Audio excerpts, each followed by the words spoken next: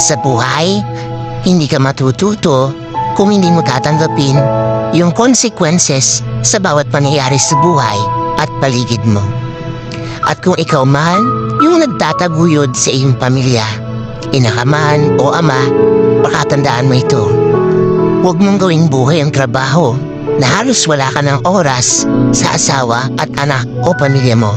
Huwag laging pangarap niyo ang isipin niyo. Tanungin at respetuhin niyo rin ang partner niyo. Kasi gusto rin nilang sumabay sa lipad niyo.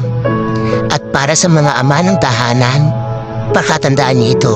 Ang mga babae, hindi basta asawa lang o housewife lang na akala nyo taga-asikaso, taga-alaga, tagahain ang gusto nyo habang buhay.